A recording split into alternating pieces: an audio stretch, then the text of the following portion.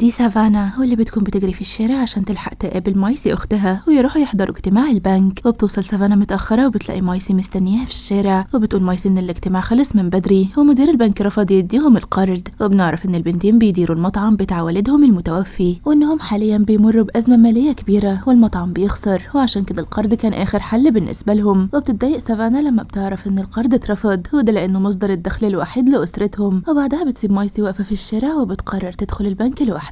وبعدها بشوية بتطلع سافانا من البنك وهي بتجري، وبيكون في ناس بتطاردها فبتمسك ايد اختها وبيجروا مع بعض. وبتقول سافانا انها دخلت وقلبت كوباية القهوة في وش مدير البنك عشان تنتقم منه، لكن المفاجأة ان بيكون في بنكين في نفس المكان، وبتكون سافانا دخلت البنك الغلط. وحاليا الامن بيجروا وراها عشان يقبضوا عليها، وبيفضل الاتنين يجروا لحد ما بيهربوا منهم. وبعدها بياخدوا العربية بتاعتهم اللي بتكون مايسي ركناها بعيد وبيمشوا. وفي طريقهم للبيت بتسأل سافانا اختها مايسي عن اخبار جيف حبيبها الجديد، وبنعرف ان مايسي اتجوزت مرتين 3 قبل كده وكمان اتطلقت، وعشان كده بتخاف من العلاقات وبتخاف اكتر انها تفشل. وبتقول مايسي انهم لحد دلوقتي كويسين مع بعض وانها رايحه تقابله كمان شويه. وبيوصل الاتنين على بيتهم، وهناك بتستقبلهم إيلين اختهم الصغيره، واللي بالرغم من انها في سن المراهقه لكن بيكون عقليتها صغيره وبتحب تلعب العاب غريبه، زي انها بتقضي ساعات تمثل مشاهد لشخصيات كرتونيه. وبيسيبها الاتنين وبيروحوا يطمنوا على والدتهم، واللي بتكون جايبهم مخصوص عشان تبلغهم ان هيلدا خالتهم عندها سرطان وخلاص بتموت. والغريب ان محدش منهم بيزعل عليها. وبنعرف ان والدتهم وهيلدا طول عمرهم متخانقين، وعشان كده البنات مش بيقابلوا خالتهم ولا بيسالوا عليها. وبتكون قايله لهم الخبر ده عشان لو حبوا يبعتوا لها ورد او يتصلوا يسالوا عليها مش اكتر. وبيخرج البنتين من عند والدتهم، وبتيجي لسافانا فكره وهي انهم يستغلوا مرض خالتهم عشان يورثوها. وبتعرض على مايسي انهم يحاولوا يقربوا منها يمكن ترضى عنهم وتكتب لهم الميراث، خصوصا لانها مش متجوزه ولا عندها اطفال، وكمان كل ولاد اختها عايشين في ولايات تانية ومحدش غيرهم هيفكر يسال عليها. فبتحس مايسي ان ده استغلال وبترفض. وبعدها بتروح تقابل جيف حبيبها واللي بيكون شغال مهندس معماري، وبتتصدم لما بتعرف انهم هينقلوه لولايه تانية وانه لازم يقعد هناك سنه على الاقل، ولو فكر يرفض هيترفد من الشغل. وبيكون جيف مضطر يوافق لان ده مصدر دخله الوحيد، ولولا مش هيقدر يعيش. فبتتعاطف مايسي معاه وبتمشي من عنده وهي متاثره. وبعد تفكير كتير بتقرر تروح المطعم بتاعهم عشان تقابل سافانا، وبتقول لها مايسي انها رجعت في كلامها وموافقه على خطه الخاله هيلدا، وده لانها عاوزه تنقذ المطعم. وفي نفس الوقت لو بقى معاهم فلوس كتير جيف مش هيضطر يسافر ويسيبها. فبتفرح سافانا وبيبداوا في تجهيز الخطه.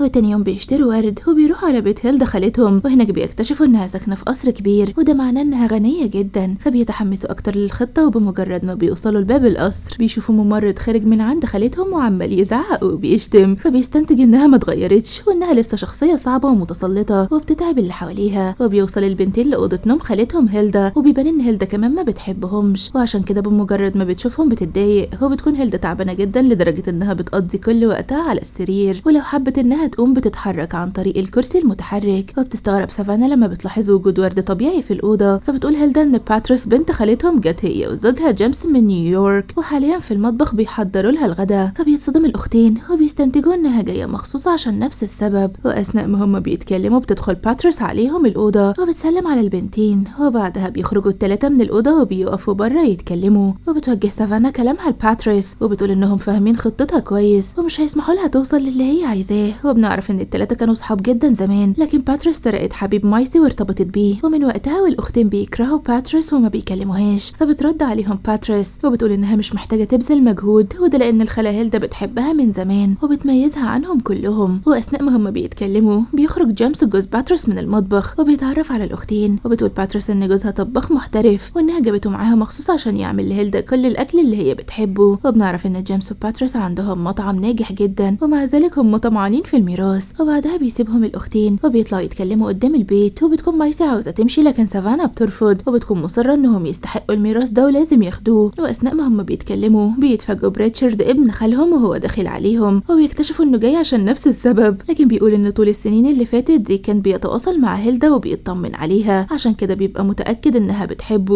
وهتكتب له الميراث. وبعدها بشويه بيتجمع الخمسه على الغدا مع هيلدا، وبتعجب مايسي بلوحه القصر اللي بتكون على شكل كلب حزين. فبتقول هيلدا انها جابتها من سوق للحاجات المستعمله، ولما لقيت سعرها رخيص قررت تاخدها. وبعدها بتقول لمايسي ان اللوحه بتفكرها بيها، وده لان الكلب الموجود فيها حزين ويائس زيها بالظبط. فبتحس مايسي بالاحراج ومع ذلك ما بتقولش حاجه. وبعد الاكل بيروح ريتشارد يتكلم مع مايسي، وبيبان انه معجب بيها من زمان لكنها بتكون رافضه ترتبط بيه. وبيقول ريتشارد انه لسه بيحبها زي زمان ونفسه انهم يرتبطوا، لكن مايسي بترفض كالعادة وبتسيبه وبتمشي. وتاني يوم الصبح بدري بتيجي لسافانا فكرة، وهي انهم يخرجوا هيلدا تتفسح عشان تحبهم وفي نفس الوقت يبعدوها عن سيطرة باتريس وريتشارد. وبالرغم من ان مايسي بتكون رافضة، لكن سافانا بتجبرهم وبيتسحب الاتنين عشان يصحوا هيلدا، وبعدها بيغيروا لها هدومها وبياخدوها غصب عنها عشان تركب معاهم العربية. وفي الوقت ده باتريس بتكون صاحية، وبمجرد ما بتحس بحركتهم بتفهم اللي هم عاوزين يعملوه، فبتجري تصحي ريتشارد بسرعة وبتحاول تلحق الاختين، لكنهم بيبقوا خدوا هيلدا ومشوا. وفي الطريق بتوجه سافانا كلامها لمايسي وبتقول بصوت واطي انها اتصلت بوالدتهم وقالت لها انهم جايين لعندها في البيت، وبتكون ناوية تصالح الاختين على بعض عشان هيلدا تحبهم. وبتنزل سافانا من العربية الاول عشان تتكلم مع والدتها، وبتطلب منها تمسك اعصابها وتحاول تصالح هيلدا بما انها في اواخر ايامها. فبتطمنها والدتها انها هتمسك نفسها، لكن بمجرد ما بتوصل هيلدا عندها بيحصل العكس، وبيفضل الاختين يتخانقوا قدام البيت لدرجة ان والدة مايسي وسافانا بتكون عاوزة تقتل اختها. فبيحاول البنتين يبعدوهم عن بعض، وبصعوبة بيقدروا ياخدوا هيلدا للعربية وبيرجعوا للقصر. وعلى الغدا بتفضل هيلدا تحكي عن اللي سافانا ومايسي عملوه، وبيبان من طريقتها انها كرهتهم اكتر من الاول. واثناء ما هما بيتكلموا بيرجع ريتشارد من بره وبيكون جايب لهيلدا ورد وتورته، فبتستغل باتريس الفرصة وبتقدم لها هي كمان هدية، واللي بيكون عبارة عن ألبوم صور بيضم كل ذكريات هيلدا من ايام ما كانت طفلة. وبتفضل هيلدا تبص للصور وهي متأثرة، وبتحكي لهم انها ايام ثانوي كانت معجبة بواحد زميلها اسمه بيل دانسر وكان نفسها ترتبط بيه، لكن ده ما حصلش. وبالليل بيقرر الاختين انهم يحاولوا يوصلوا لبيل صديق خالتهم، يمكن هيلدا ترضى عنهم وتحبهم. وبتفضل مايسي تبحث عن اسمه لحد ما بتلاقي واحد بنفس الاسم وكمان كان في نفس المدرسة بتاعت هيلدا، وبيعرفوا انه حاليا ساكن قريب من هنا. فبيتسحبوا الاختين عشان يروحوا يقابلوه، وفي طريقهم للخروج بتسمعهم باتريس وبتخاف ان خطتهم تنجح وياخدوا الميراث. وبيوصل الاختين للمنطقة اللي بيل ساكن فيها واللي بتكون عشوائية جدا، وبيبان ان اللي ساكنين هناك مدمنين. وبيوصلوا لبيت بيل واللي بيكون شبه المتشردين لدرجة انهم بيخافوا منه، ومع ذلك بتكون سافانا مصرة على خطتها وبيحاولوا يفكروا بخالتهم هيلدا لكنه ما بيفتكرش. فبيشرحوا له حالتها وبيعرضوا عليه يجي يتغدى معاهم في القصر ويقضي معاهم يوم واحد، في المقابل هيدوله $200. وبمجرد ما بيسمع بيل سيرة الفلوس بيوافق فورا، وبتسأله سافانا عن المنطقة اللي هو ساكن فيها، وبتكتشف ان ده حي تابع للشرطة وانهم بيسكنوا في المجرمين اللي اتسجنوا في قضايا جنسية. وده بعد ما بيخرجوا من السجن وبيعرفوا ان بيل متحرش وبسبب كده قضى سنين كتير من حياته في السجن. فبتخاف مايسي على خالتها منه، لكن سافانا بتقول ان ما عندهمش حل تاني، وبيطمنهم بيل انه تاب وانه مش بيعمل كده غير بس هو سكران ومش في وعيه. فبتديله سافانا عنوان القصر وبتطلب منه يلبس حاجة كويسة ويجي القصر تاني يوم، لكن بتأكد عليه ما يجيبش سيرة القضايا دي قدام خالتها. وبتفرح هيلدا لما بتعرف انهم لقوه وانه جاي يتغدى معاها. وتاني يوم بيبدأ البنتين انهم يجهزوها وبيقعدوها على كرسي السفرة عشان تستناه. وبعدها بشوية بيوصل بيل فبيدخلوه عندها وبيقفلوا الباب، وبيكون ريتشارد وباتريس قاعدين متضايقين وخايفين ان الورث يروح من ايديهم. وبيحس ريتشارد انه شاف بيل قبل كده وبيفضل يفكر لحد ما بيفتكر انه شافه بيتحرش ببنت وبعدها اتقبض عليه. فبيحكي لباتريس وبتفرح جدا انها لقت حاجة ممكن تمسكها عليه عشان تطرده من البيت. وبكده خطة مايسي وسافانا تكون فشلت، وبتقرر باتريس تروح تقول لخالتها، وبيحاول الاختين انهم يوقفوها لكنهم بيفشلوا. وبتحكي باتريس لخالتها عن كل اللي عرفته وبتطلب منها تطرد الراجل ده بره لانه متحرش. فبتفاجئهم هيلدا ان بيل حكى لها كل حاجة وانها سامحته لما عرفت انه تاب. وبتفاجئهم كمان انها قررت تتجوز بيل عشان تحقق اخر امنية عندها قبل ما تموت. وبتقول انها اتصلت بكاهن وانه جاي تاني يوم عشان يخلص الاجراءات. وبيسألها ريتشارد بمنتهى البجاحة لما هي تتجوز فعلا مين اللي هياخد الميراث بتاعها. فبتضحك هيلدا وبتقول ان في الحالة دي جوزها هيكون احق واحد. وبيتصدموا هما الخمسة وبيستنتجوا ان بيل طلع اذكى منهم كلهم وعرف ياخد الورث كله لوحده. وبيخرج بيل عشان يلحق يجهز ويجي تاني يوم، وبيحاول الاختين انهم يرجعوا عن اللي في دماغه لكنهم بيفشلوا. وبيدافع بيل عن نفسه وبيقول انه ما عملش حاجة غلط وانه كان بيحاول يمشي على التعليمات، لكن هي اللي طلبت تتجوزه. وتاني يوم بيتجمعوا هما الخمسة عشان يفكروا في حل مشكلتهم. وبتقول باتريس انها كانت بتكذب وان المطعم بتاعهم بيفلس ومحتاجين الفلوس دي ضروري. والاول مرة بيقرر الخمسة انهم يتعاونوا وبيتفقوا انهم لو قدروا يوصلوا للميراث هيقسموه عليهم بالتساوي. وبعد تفكير كتير بيقرروا انهم يعملوا اي حاجة عشان يثبتوا لهيلدا ان بيل لسه متحرش، وبكده الجوازة هتبوظ والفلوس ترجع لهم. وبتكون الخطة هي انهم يحاولوا يشربوا خمرة كتير لحد ما يسكر، وده لانه قال لهم قبل كده انه بطل سكر عشان لما بيكون سكران بيتحرش باي واحدة حواليه. وبيقرروا كمان انهم يدوروا على اي بنت تقعد جنبه، وبمجرد ما يحاول يعمل اي حاجة يصوروه ويوروا الصورة لهيلدا. وبيفضلوا يدوروا على اي بنت لحد ما بيختاروا إيلين اخت مايسي وسافانا الصغيرة. وفي الاول بتكون مايسي رافضة تماما تعرض اختها للموقف ده، لكن سافانا بتقنعها انه مش هيلحق يأذيها وانهم بمجرد ما يصوروها هيشيلوها من عنده بسرعة. وبتوافق إيلين على ده بشرط إنهم لما يخلصوا يروحوا معاها على البيت ويلعبوا اللعب بتاعتها وبياخدوها بسرعة على القصر، وده لأن بيل بيكون على وصول وبيجهزوا هم الست عشان يبدأوا في تنفيذ المهمة. وبتكون مهمة باتريس هي إنها تستقبل بيل وتخليه يسكر لحد ما هم يجهزوا إيلين. وبيوصل بيل عندهم وفي الأول بيكون رافض إنه يشرب، لكن باتريس بتطمنه إنهم شوية صغيرين مش هيأذوه. وأثناء ما هو بيشرب بتشوف باتريس من الشباك جوزها جيمس وهو واخد شنطته وماشي، فبتروح عشان تتكلم معاه. هو بيقول جيمس إنه زهق من خطتها وإنه مش موافق على كل اللي هي بتعمله، وعشان كده قرر يرجع نيويورك. وبيطلب منها تسيب كل حاجة وترجع معاه، لكن باتريس بتقرر إنها تتخلى عنه عشان تاخد الميراث، وبعدها بتسيبه وبترجع لبيل. وبيفضل بيل يشرب كتير لحد ما بيتعب وبيفقد الوعي، ومع ذلك بيكملوا في خطتهم وبيحاولوا يصوروا مع إيلين. وفي الوقت ده بيوصل جيف واللي بيكون جاي يطمن على مايسي، لكن لما بيعرف اللي هي بتعمله بيتصدم وبينفصل عنها. وفي نفس الوقت بتكون هيلدا باصة من الشباك وبتفتكر إن بيل فعلا بيتحرش بالبنت، فبتتصدم وبتلغي الفرح. ومن كتر الصدمة بتتعب هيلدا جدا، فبياخدوها للسرير وبيجيبوا لها دكتورة، وبتقول الدكتورة إن هيلدا خلاص بتموت، وبتعرض عليهم يروحوا يودعوها. وبتتفاجئ إنهم مش بيهتموا بحاجة غير العقود، وعشان كده بيجيبوا العقود اللي جهزوها واللي بيكونوا كاتبين فيها إن الميراث هيتوزع ما بينهم بالتساوي، وبيجبروها إنها تمضي عليه. وبتمضي هيلدا غصب عنها، وبعدها بتقول إن كلهم أندال وإنهم قربوا منها عشان مصلحتهم مش أكتر. وبمجرد ما بتخلص كلامها بتموت، ومحدش فيهم بيتأثر ما عدا مايسي واللي بتكون متضايقة من نفسها، وبتقول إنهم فعلا غلطوا لكن محدش بيهتم بكلامها. وبينزلوا يجيبوا حاجة يشربوها، وبعدها بكام يوم بيجي وقت فتح الوصية، وبيفضل المحامي يبص للورق وقت طويل، وبيكتشف الست إن هيلدا عندها ميراث كبير لكنها كانت بتتهرب من دفع الضرايب، وكمان كان عندها ديون كتير، وعشان كده كل الفلوس دي ما بقتش من حقها واللي فاضل بس هو 38 دولار. فبيتصدم الست إنهم عملوا كل ده عشان خاطر كام دولار في الآخر. وفي نهاية الوصية بتكون هيلدا كاتبة اللوحة بتاعة الكلب المايسي وده عشان تاخدها. فبيخرجوا كلهم من القصر وهم محبطين وبيبدأوا يحسوا بالندم وإن القدر بيعاقبهم على اللي هم عملوه مع هيلدا. وبتفضل مايسي ماسكة اللوحة وواقفة قدام القصر وهي متأثرة. وفي الوقت ده بتخرج باتريس بالشنطة بتاعتها وبتكون حاسة بالندم بعد ما ضيعت جيمس من ايديها، وفي النهاية ما خدتش حاجة وبتاخد شنطتها وبتمشي. وبعدها بيخرج ريتشارد واللي بيكون مش متأثر قوي، وده لأنه أصلا غني وكان عاوز الميراث عشان يجدد العربية بتاعته ويجيب أحدث موديل. وبعدها بتقف سافانا تتكلم مع مايسي وبتكون حاسة بالندم لأن هي اللي اقترحت فكرة إنهم يجوا هنا، وبتعتذر لمايسي وبتطلب منها إنها تسامحها. وبعدها بكام يوم بنشوف الأختين وهم قاعدين في البيت وبيلعبوا مع إيلين أختهم الصغيرة، وأثناء ما هم بيلعبوا بتاخد سافانا اللوحة عشان تدخلها جوه ويعرفوا يلعبوا براحتهم. وفي الوقت ده بيقع ورقة من ظهر اللوحة وبيكون مكتوب فيها إن اللوحة دي تمنها أكتر من 4 مليون دولار. فبتتصدم مايسي وبتمسك الورقة وبتفضل تتنطط من كتر الفرحة، لكن ما بنعرفش هل هيلدا كانت عارفة تمن اللوحة الحقيقي ولا لأ،